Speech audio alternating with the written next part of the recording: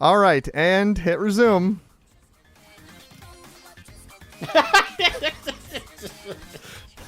Welcome back to Keeping BZ, the podcast-like show where Zach and I show each other a game and discuss some podcast-like topics. It might be a little hard to tell from the mods I've put on, but this is indeed a Bomb Rush Cyberfunk. Oh yeah, here's our other friend. See, that one I can expect. Sorry, I think we should call it Keeping Cheesy this time. No, I don't like it. Okay. And for some reason, one of the mods that was available was indeed, yes, the modern design of Sir Charles Entertainment Cheese.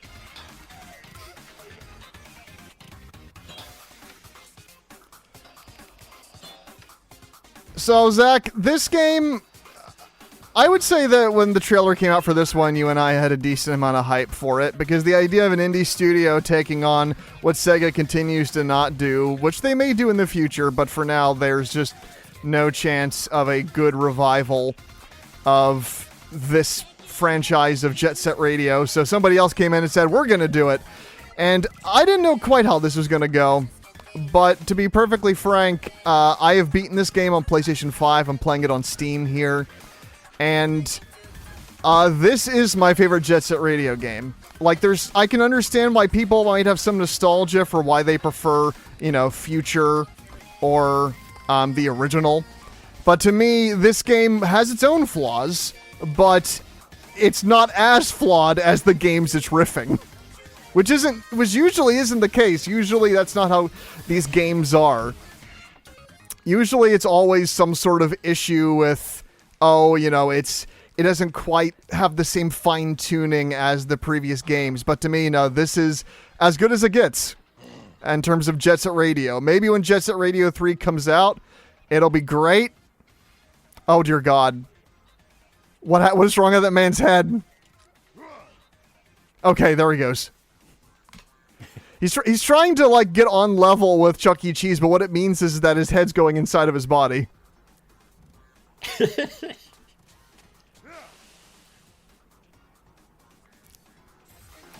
So, Zach, what was your first experience with Jet Set Radio?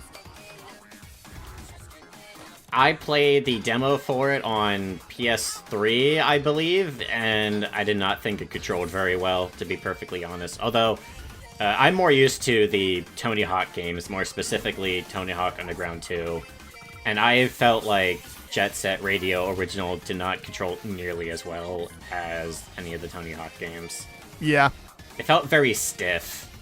Although I don't know how it would actually play on original Dreamcast. But I think Bomb Rush Cyberfunk controls perfectly. Or at the very least, good enough that I feel like I've had no issues getting used to it. People will complain that it's like combo system and overall it's just a much easier game than the Jet Set Radio games, but to me that's what makes it fun, is that I can just, in the same way that people play like Tony Hawk or Disney Skate Adventure that we started this whole series with, it's just a game I feel like I can chill out to and have a good time with, just because it is fairly light and free. It's all about just, trying to make your combo keep going as long as possible.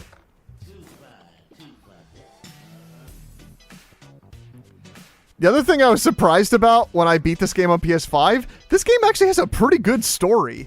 It's surreal and weird, but when it finally connects back in, I found the plot twists were fairly unpredictable, and the ending to be an awesome send-off that really does tie things up very well.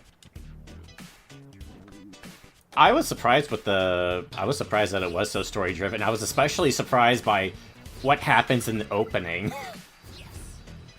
It's a pretty good motivation. And the twists that come from that twist really were pretty satisfying and weird and interesting. Of course, no twist beats playing as Chuck E. Cheese. Oh, of course not. And yeah, I'm not even sure if he usually has a tail in his new incarnation, but for some reason, yeah, they gave this model a tail, which just has no physics on it, so it looks like Tom and Jerry.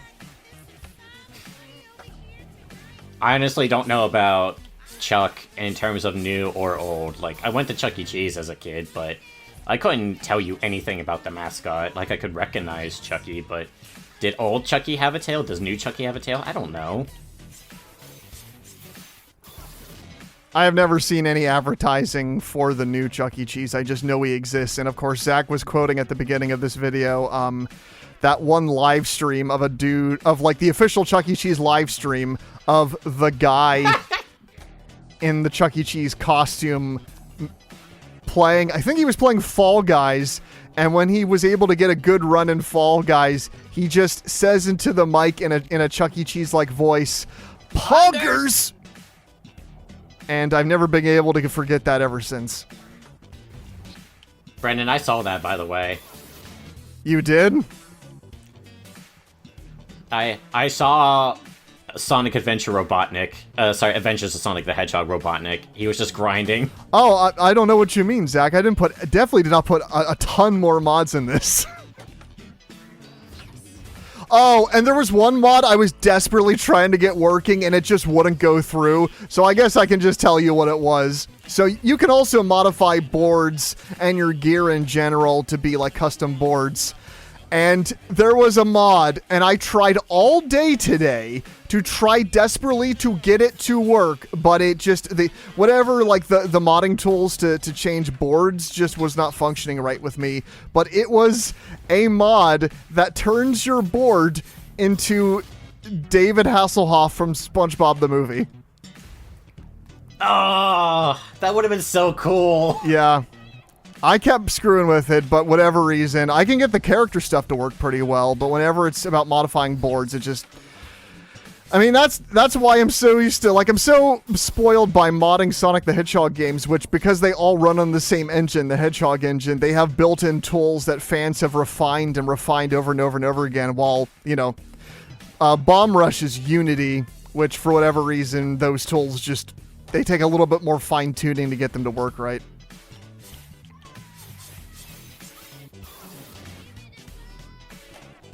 Yeah, I don't think I've done many modded playthroughs myself for keeping BZ on the channel. It's usually you. Like, we did modded Left 4 Dead 2, where we all had sort of our own mods.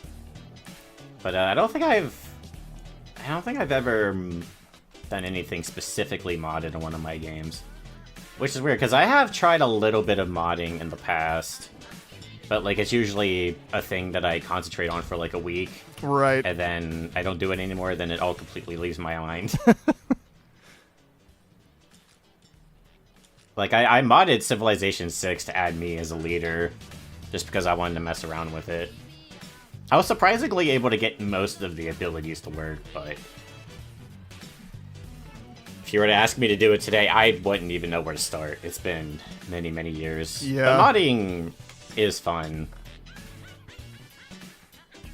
And I've got to learn to actually actively mod stuff more often. It's of course, the biggest benefit of playing on PC.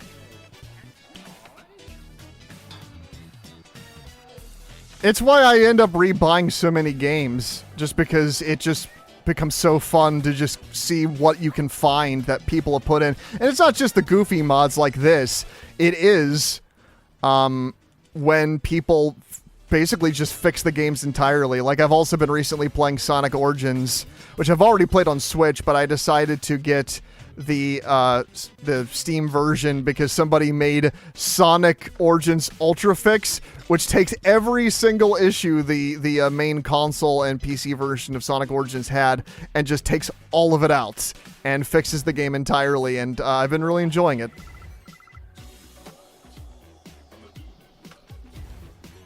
Yeah, it is a shame that often fans have to fix what multi-million-dollar companies should have been able to do on their own. Although I think I remember you telling me something about Sonic Origins having, like, issues. Like, the development team wanted to do things, but Sega wouldn't let them. Well, Sonic Origins, I mean, it's all ports of the mobile phone versions of Sonic the Hedgehog 1, Sonic 2, CD, and then they had the team that made, some of the team that made Sonic Mania come back in to remaster Sonic 3. But that became a problem because they were not given the development time to really finish it the way they wanted to. It's still, Honestly, replaying it on Switch, especially after the patches, it's still probably, to me, a solid version of Sonic the Hedgehog 3 to play. But yes, the Ultra Fixes changes so many little minor things. It has over 1,000 changes in that patch that the fans made. Oh. So it is an extensive overview. I've beaten Sonic Origins Vanilla on Switch, and was it totally fine then? No, I had no problems going through the games in that. It was just that overall, some of the choices that Ultrafix makes, like, the thing that really sold me, Zach, is that I'm able to just, like, put in custom soundtracks and stuff. So I was able to put in, like, different fan remixes of all the level tracks, so that way it randomizes, and I'm able to just kind of listen to random different versions of different level tracks as I play the game, since every single song from the classic Sonic games is more than burned into my mind at this point.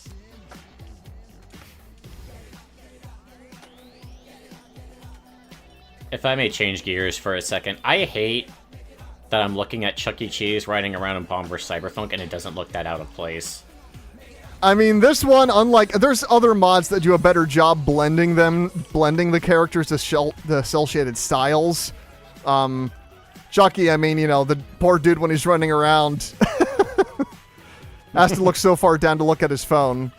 But yeah, they put a bit of cel shading over the model to make it work.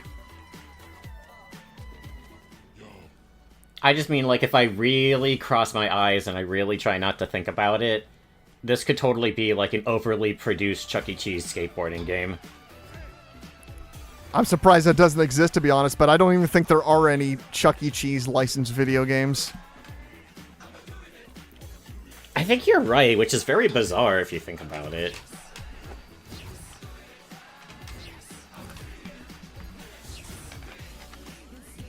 And you should know, Zach, these mods for these characters also come with voice clips. So you're not hearing it as much because I have the volume turned down on my end, but Chuck E. Cheese does indeed have little voice clips for when he's doing tricks. Oh, that's neat. Most people put in the effort to have some sort of voice clip and sounds to come along with the model as well, which I always appreciate.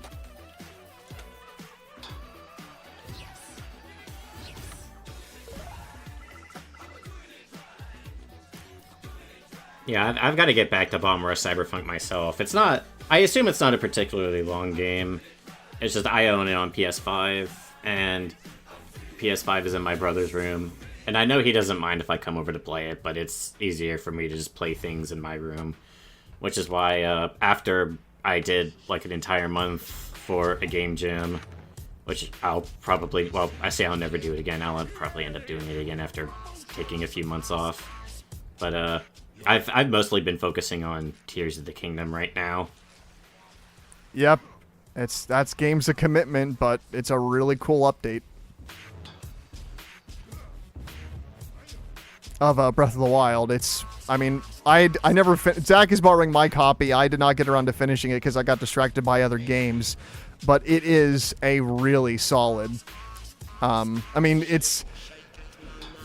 It takes what was already there and adds mechanics that I didn't even think the Switch would be able to run. That poor Switch. I have no idea how it handles Ultra Hand. Well, thankfully, it will not have to suffer too much longer.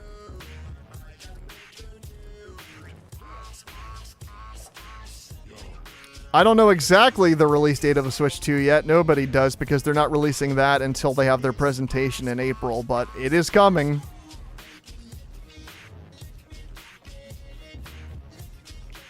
I'll admit I wasn't super impressed with the original announcement, because knowing Nintendo, I had expected Nintendo to do something more, and then when I saw it was just literally a Switch 2, I was like, oh. But, after watching some videos, and I think Yahtzee himself put it best. Does Nintendo really need to do anything different than just a better Switch? And I'm like, honestly, not really. It's better for them to make a Switch 2 than to attempt to make some other Wii U flop. for example. Right. I mean, and that's the thing, right? Like, people, I've seen some people that are Nintendo fans, like, looking back forlorn on, like, the history of the Nintendo consoles and how, you know, other consoles like Sony and Microsoft were just trying to push graphics ahead, while Nintendo were always focused on innovation and different ways their consoles would experiment with different ways to play games and play games together with other people.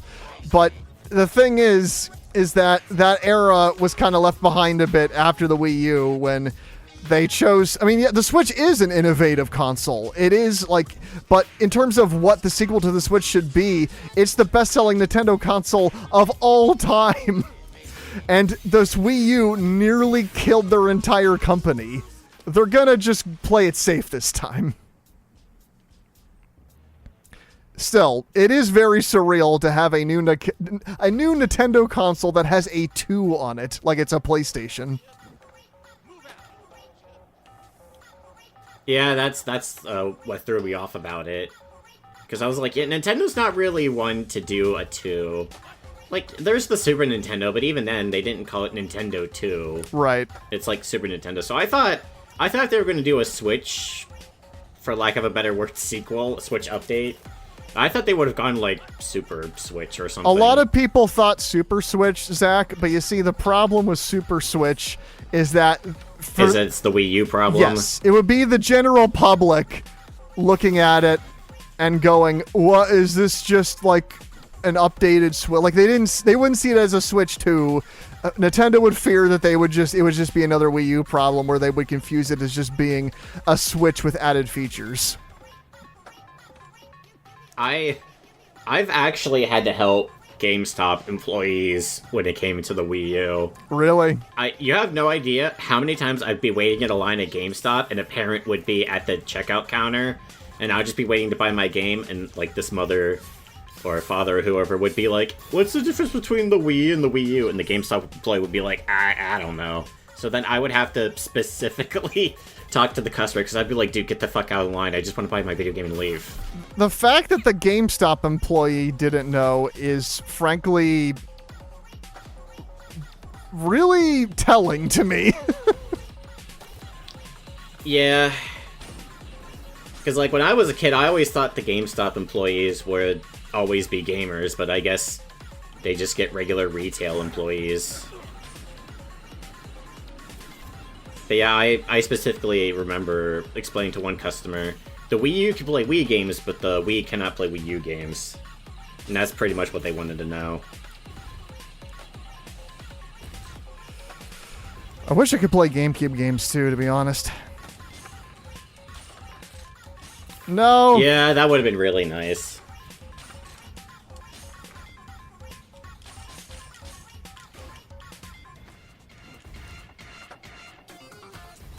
Come on, I just need to get to an outhouse.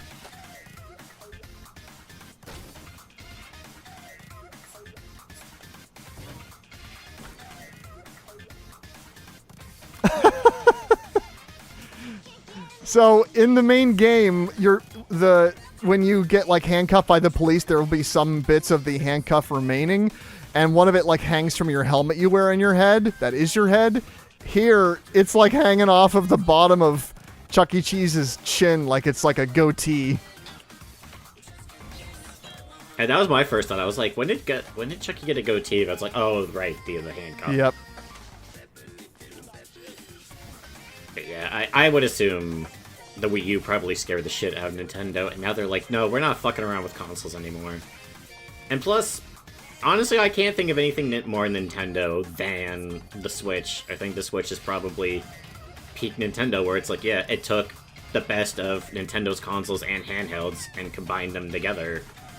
Now it's a handheld and an actual console.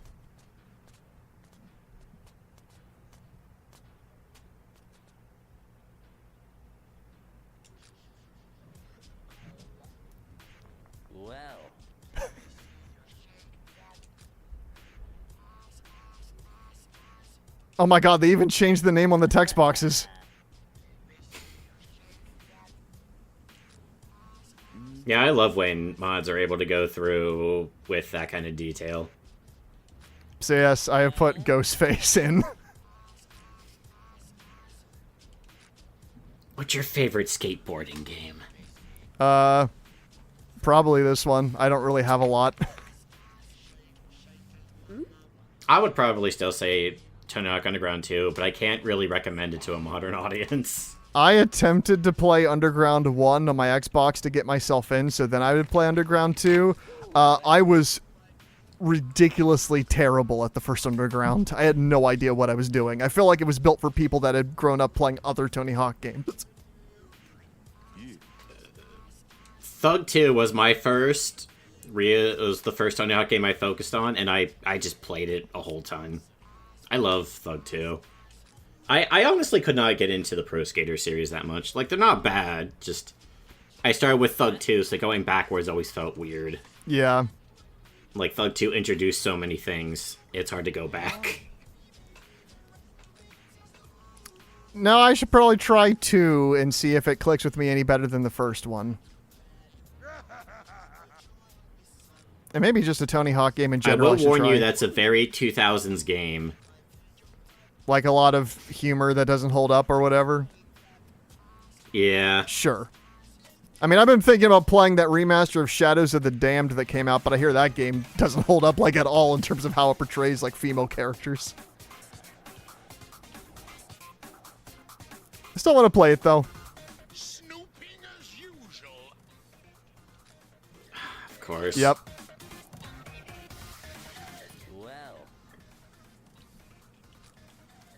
Honestly, I could kind of see Ghostface being the one in charge of these guys. Like, he's cutting up people and then fusing their bodies. It's a freaky Ghostface interpretation. I mean, I saw the words flesh prints, and I was looking for a mod that would fit that description.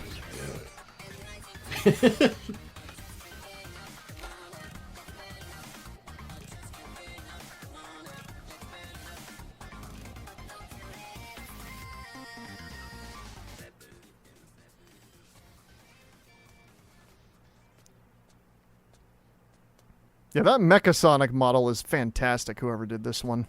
I'm going to put like a link in the descriptions for all the mods I have in this video.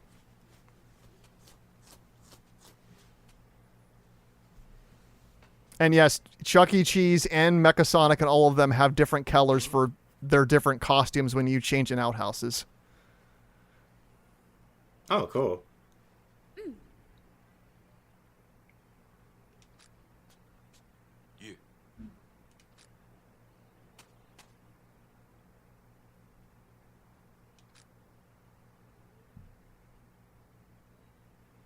Dr. Robotnik talking about the code on the street.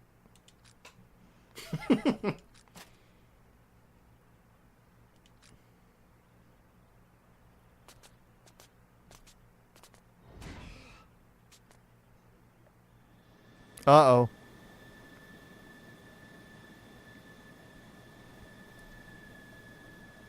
I would also say that Bomb Rush Cyberfunk has a better combat system, quote-unquote, than at least what I've seen of the Jet Set Radio games, where those are mostly just spray paint people from behind. Yeah. This one at least has some, like, you could do some tricks, and those can also count as combat moves. And, like, you know, in this game, you can go to an outhouse and get away, and that way you don't have to even worry about, you know, the cops coming after you, because you can just change, and it's like in GTA when you know, go back to your house or wait until the, you know, the rating goes down. Yeah, GTA also has, like, those car paint shops where you can paint your car, then that'll also help you lose heat.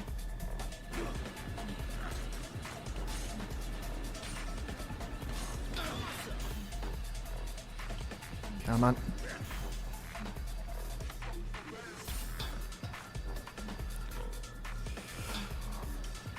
Most of the, I mean, the combat never really gets more complex than this for the most part, Zach. It is just like doing tricks and, you know, using your boost to get away from the chains they try to put on you. There is like a legit final boss that does work somewhat differently. I like the final boss of Bomb Rush thematically. I'm not so big a fan of like the actual mechanics of it because it has like a fixed camera and I can sometimes not tell where I'm going during that boss. But in fixed camera sounds annoying for for a game like You'll this. see when you get to it. It's not that bad. Zach, it could always be worse. It could be either final boss from the Jet Set Radio games. Both Jet Set Radio and Jet Set Radio Future have extremely annoying final bosses, though. Like anything in the first Jet Set Radio, the enemy is more the controls than the fight itself.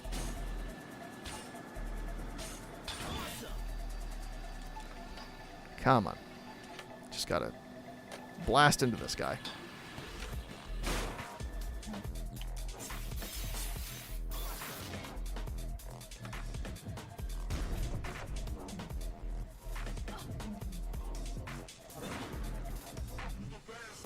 I'm here to pay you back for all the crimes that have been committed in your restaurants, Chuck E. Cheese. Like, if you look up Chuck E. Cheese on YouTube, the most watched videos are the constant videos, even from the past couple of years, of families beating the shit out of each other in them. I completely forgot about that. I know John Oliver talked about the random history of Chuck E. Cheese. There's just a whole playlist that is nothing but just Chuck E. Cheese fights, and they get violent. You do not fuck with kids' birthday parties. And, like, I'm curious what... I mean, I imagine it's because, from what I understand, they do serve alcohol. And so it's just a lot of adults just getting rowdy, you know, arguing over which one of their kids is having the best birthday party or whatever. Like, maybe one kid wants to play a game that the other kid also wants to play, and it's just, yeah, it's a mess.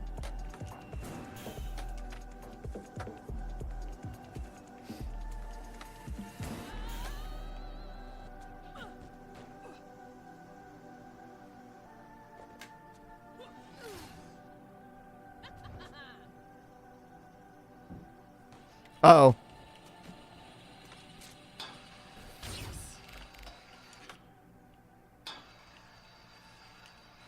Where'd she go? There she is. Yep, you just have to boost into her. And you do that a few times. And that's kind of the thing, and this does get a bit repetitive, because this is kind of what all the fights become eventually in Bomb Rush Cyberfunk, but some of the gimmicky stuff, like the race sections in Future, I still would prefer Bomb Rush. Like, that's the thing. Like, I don't think Bomb Rush is a amazing game, but man, it to me lives up to the dream of what, when I was playing the Jet Set Radio games, what I actually wanted them to be.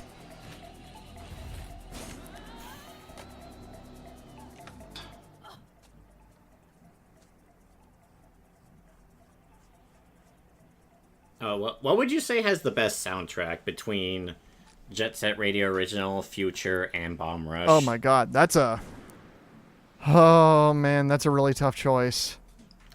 I'm putting you on the spot. Because, you know, Hideki Nakamura does multiple tracks in both the Jet Set Radio games, and they're always really good. I believe he only did one track for Bomb Rush. It's a good one.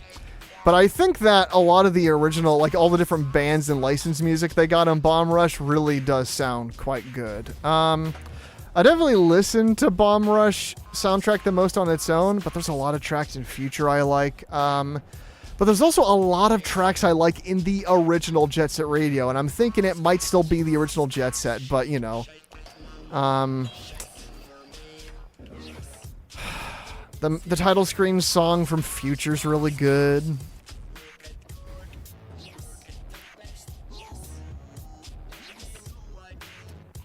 I think I'm gonna just do the safe choice, and I'm more kind of feeling the original Jet Set Radio soundtrack.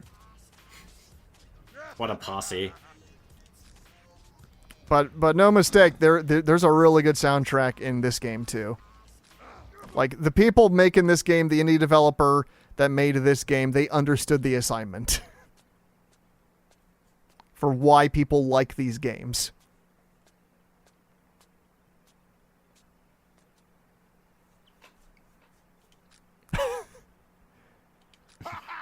I'm calling you out, Ghostface. I'm the one that's calling you this time. Ooh, well.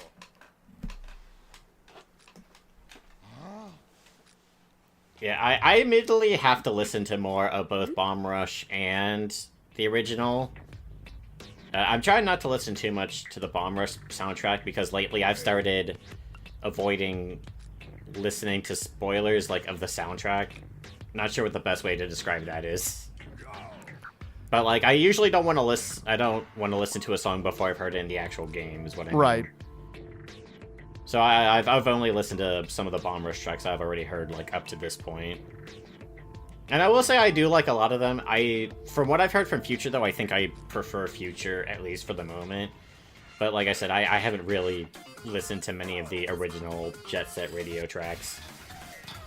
But there's so many good Future ones. Like Concept of Love is very, very good. Yeah, that's the title screen song of Future. That is excellent. Yeah. What we're listening to right now is Hideki Nakamura's song for Bomb Rush, and it's very good.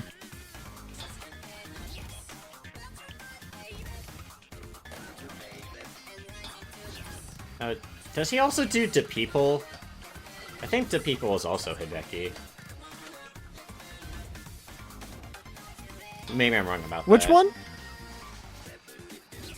It's called The People. I'm trying to remember. Oh, I know how it goes.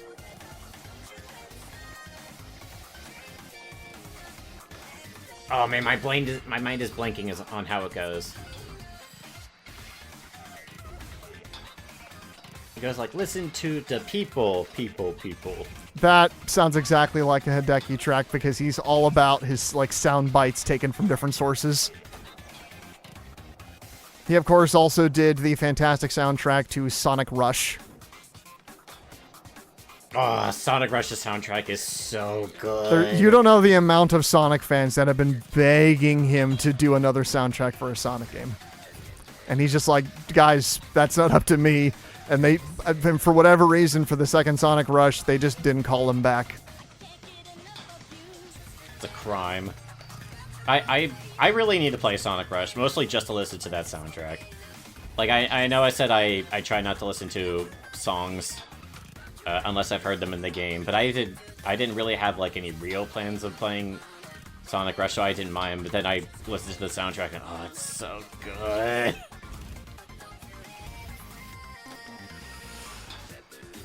And Zach, I mean, you can't listen to it. You don't want to get spoilers for Sonic Rush's story. Oh yeah. Do they go super at some point at the end? Yes. Have a nice fall, you stupid bitch.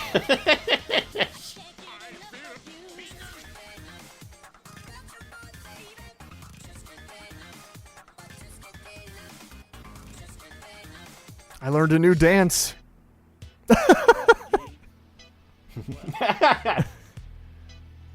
Yo.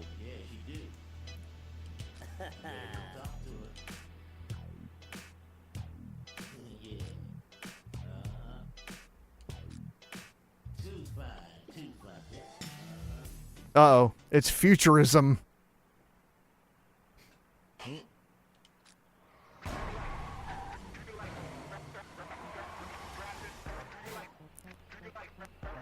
And their leader, the main villain of the game. That's right, you know who it is.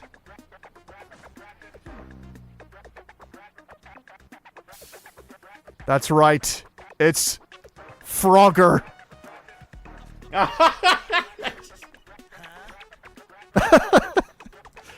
This isn't even Frogger's first appearance in a skateboarding game. Hell, it's not even this Frogger's first appearance in a skateboarding game. It's true. It's true. Actually, what was the game that he was in? The skateboarding mode in Metal Gear Solid 2. Wait, that had Frogger? Yeah. Wow, I did not know that. Specifically this Frogger, by the way, the really awful one. But why? The Great Escape, like, I believe that's the name of it. Like, that's... I've watched gameplay, Zach. That's like... I think that might be one of the worst platformers on the PS2. It looks like...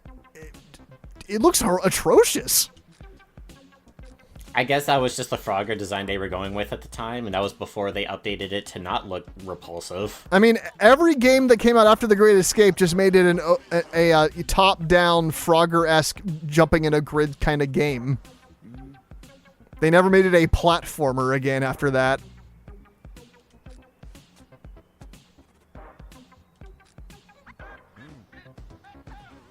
That's all I need. I just need a close-up of Frogger's lips. I'm trying to think of a joke, because I'm trying to think of something where Chucky goes like, Pogger, and then Frogger goes, no, Frogger, and then punches him in the face. Oh no.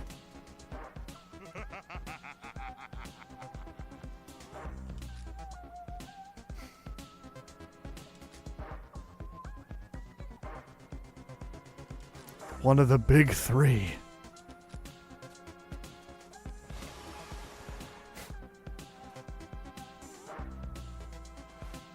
Oh no. Oh god, what an intimidating ankle.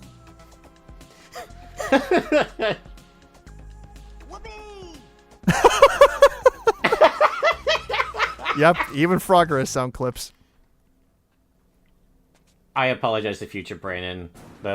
My laughing is going to be really annoying to lower. No, it's fine, Zach.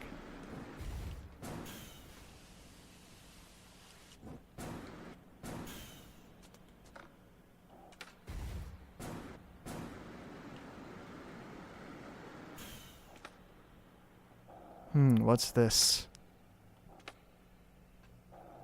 Oh, there is something over there.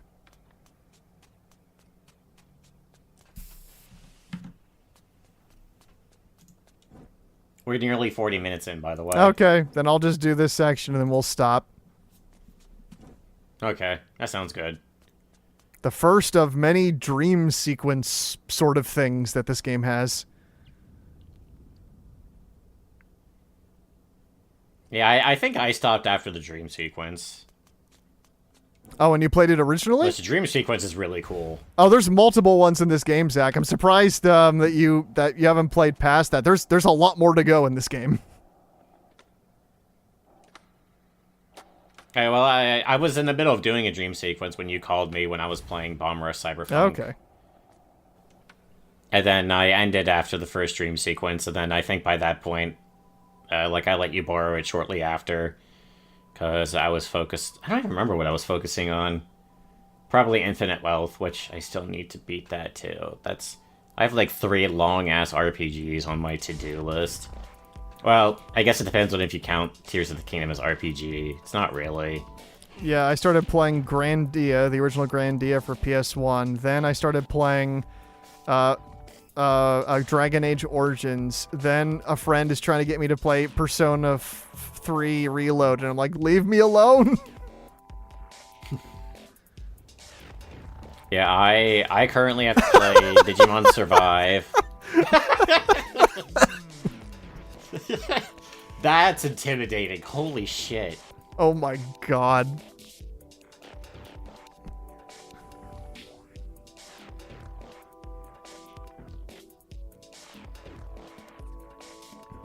Yeah, Chuck E. Cheese and Frog are battling each other for who is more relevant.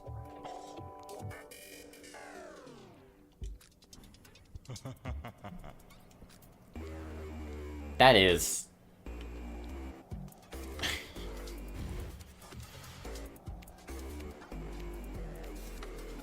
But yeah, the visuals in these dream sequences always look awesome. Yeah, the background is great.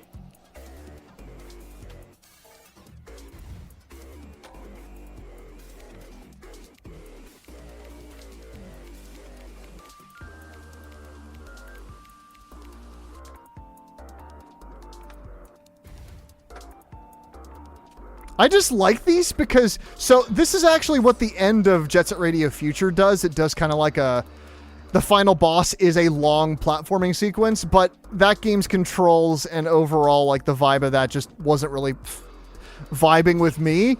But just these like shorter and easier little platforming sequences sprinkled throughout this game, I find very fun and satisfying.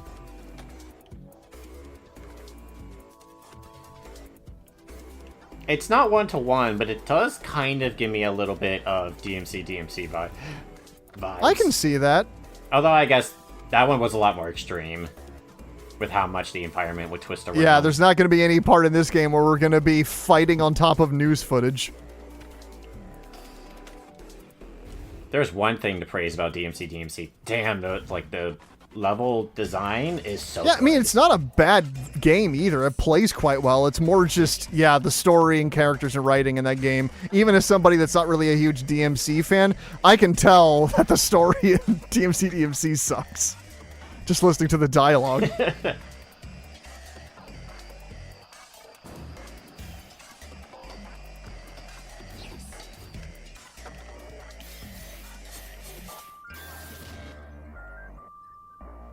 All right.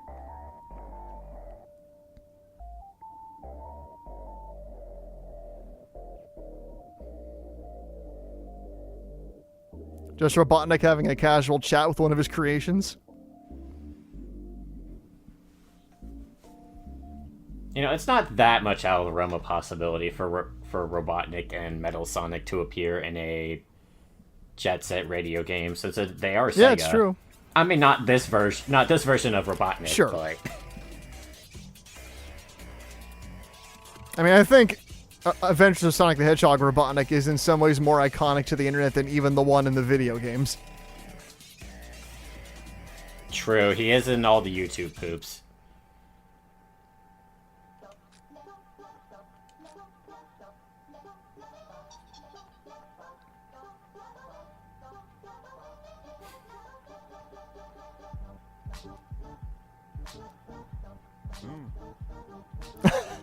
Frogger has seen enough.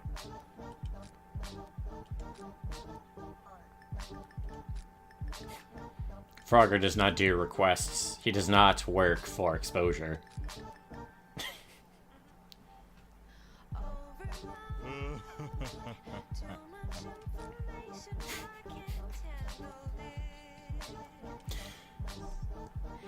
By the way, yeah, I guess since it's talking about it in this cutscene, yeah, the beginning of this plot is your main character loses their fucking head, and you have to go get it back. Yeah, he gets decapitated, but it's okay. They found him a new head. And they... I mean, this is the future. Yeah. Decapitations are only, like, a mild inconvenience.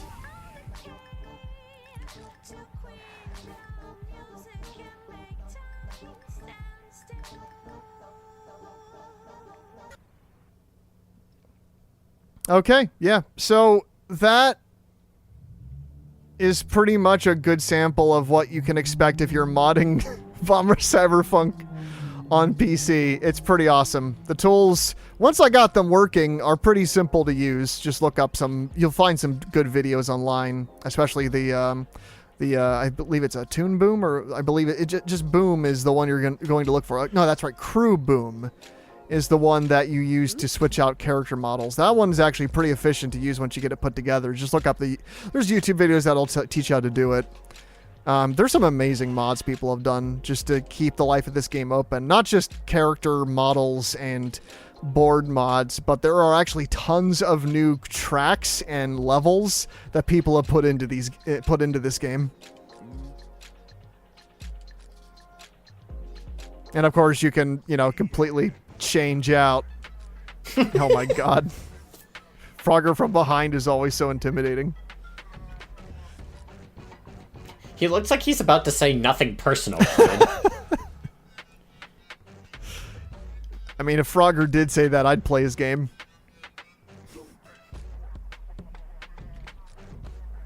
I've watched Nitro Rat's reviews of the Frogger. Oh my god, I almost called him Frogger Man. Of the Frogger games, and I was surprised of how many there are, and how many of them are, like, mediocre. Although apparently he says Frogger Beyond is really good. I've heard that, and I've thought about it.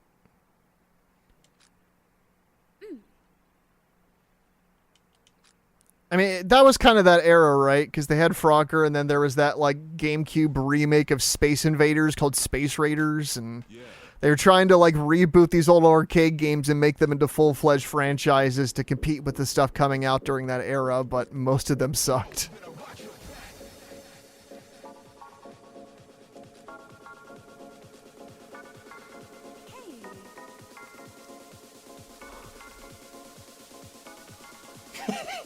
Dance for me, my puppets. Dance for Frogger.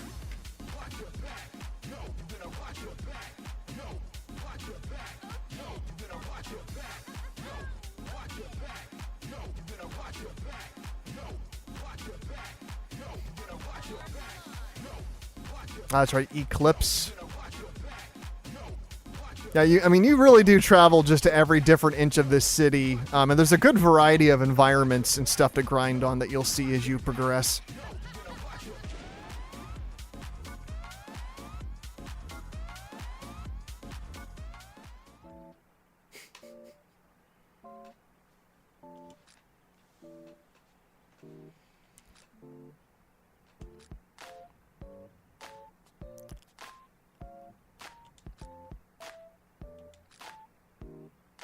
Yeah, so the head that when his head got cut off and they gave him a new head, the new head, doesn't have the memories of the old head, so he doesn't know who he is anymore. So part of it is about him uncovering his memories, which you're like, oh, the amnesia plot again. But I genuinely think this game is a good telling of that trope. Where the story goes, I found genuinely interesting and engaging, which is still insane to me to think about for one of these skateboarding games.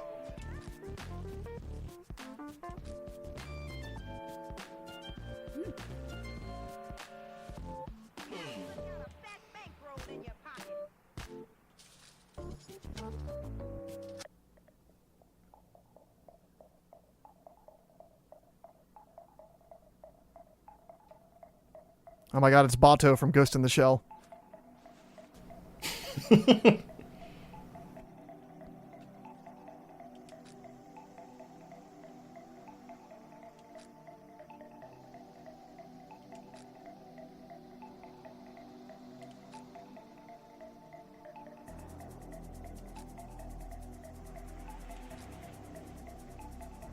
Yes.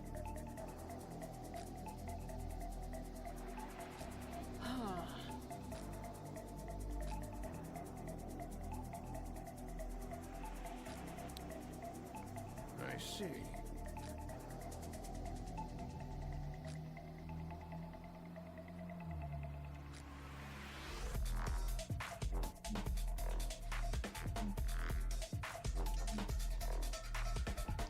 Yeah, a lot of cutscenes, a lot of stuff going on in this game. And it's a story worth experiencing, and it's a game worth playing. It does successfully update the Jet Set Radio franchise into something that combines what worked about both games in a way that I found very satisfying to play. I'm very excited to see what kind of game they would really make next after this. And I would also be really happy to see if Sega does. I mean, there is rumors that now that they've bought up all these other third-party developers that are going to make, a new Streets of Rage and basically updating all their old games again. There is rumors that one of those games is going to be Jet Set 3. So I hope that's good too, but I'll be real. It has quite a bit to live up to if it's going to, really match up to the love and the attention and the heart put into Bomb Rush Cyberfunk. Yeah, I do look forward to Sega releasing other things beyond just Yakuza and Sonic. Yeah. But it's not Sega releasing these updates, Zach. It's primarily just going to be just like third parties they're going to commission to do these updates. Oh yeah, but still. I mean, either way, I'm going to be excited to see these franchises come back. I just hope the games they make are, good. Good, yeah. The new Streets of Rage game isn't going to be made by the people that made 4, which surprised me because Streets of Rage 4 is one of the best retro updates I've ever played. So I would hope that they would bring those guys back to do something, but I guess we'll see what the new people do with their Streets of Rage game.